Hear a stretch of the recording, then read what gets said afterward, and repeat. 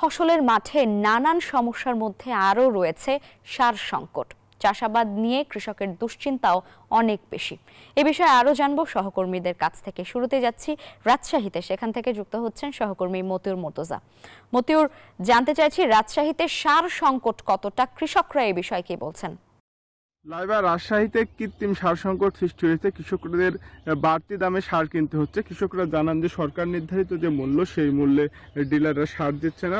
বাড়তি মূল্য না দিলে তাদেরকে সার দেওয়া হচ্ছে না। আমরা কৃষকদের সাথে কথা বলে জেনেছি যে টিএসপি সার 1350 টাকা বস্তা সরকার নির্ধারিত মূল্য হলেও বাড়তি দাম দিয়ে 1650 টাকা বস্তায় কিনতে হচ্ছে। এর পাশাপাশি এমওপি, ডিএপি সব ধরনের সারে 200 থেকে 300 টাকা বেশি দাম দিয়ে কিন্তু কৃষকরা কিনছেন, এবং বাড়তি দাম না দিলে ডিলাররা তাদের বলছেন যে সার পাওয়া যাচ্ছে না। ফলে কৃষকরা কিন্তু বাড়তি দামে সার কিনছেন, ফলে তাদের খরচ বাড়ছে এবং লোকসানের আশঙ্কা তৈরি হয়েছে। আমাদের সাথে একজন কৃষক আছে, আমরা একটু তার সাথে কথা বলি যে আসলে বাড়তি দাম কেন নেওয়া হচ্ছে, ডিলাররা কি বলছে।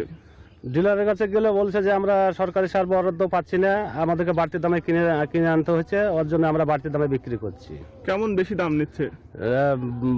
বস্তায় 200-300 টাকা। টিএসপি কিনলাম হলো 1650 টাকা, ডিএপি কিনলাম হলো 1420 টাকা, ইউরিয়া কিনলাম 1350 টাকা, আপনার পটাশ কিনলাম হলো 1150 টাকা। ধন্যবাদ আপনাকে। যেমনটি বলছিলেন, তবে এই বিষয়ে কৃষি বিভাগ বলছে যে কোনো সারের সংকট নেই।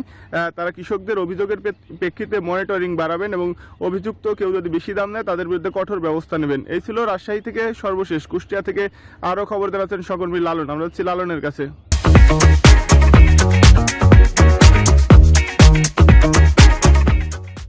ধন্যবাদ মতিউর মুর্তজা। আপনি রাজশাহীর খবর যেমন জানাচ্ছিলেন, কুষ্টিয়ারও কিন্তু একই চিত্র। আমি মাঠ পর্যায়ে যারা চাষাবাদের সাথে জড়িত কৃষকদের সাথে কথা বলেছি।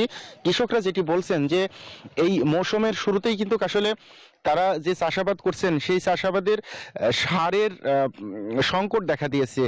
তারা কিন্তু পর্যাপ্ত সার পাচ্ছেন না। আর যে সারগুলো পাচ্ছেন, ইউরিয়া, পটাশ, এসওপি, ডিএপি থেকে শুরু করে সব ধরনের সারের দামই কিন্তু আসলে বেশি। তারা বলছেন গত মৌসুমে তারা যে দামে সার কিনেছেন সেই দামের চেয়ে কিন্তু এই মৌসুমে এসে প্রতি বস্তায় সারের দাম 200 থেকে 300 টাকা বেশি।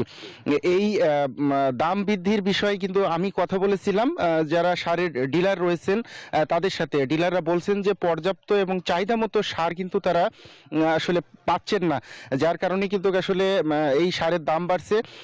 পাশাপাশি তাদেরও বেশি দামে সার কিনতে হচ্ছে বলে তারা অভিযোগ করছেন। আমি যারা আসলে কৃষি বিপণনের সাথে জড়িত রয়েছেন তাদের সাথে কথা বলেছি। তারা বলছেন যে সারের কোনো সংকট নেই, এক শ্রেণীর অসাধু ব্যবসায়ী কৃত্রিম সংকট তৈরি করে এই সারের দামটি বাড়িয়েছে এবং এই বিষয়টি তারা খতিয়ে দেখছেন।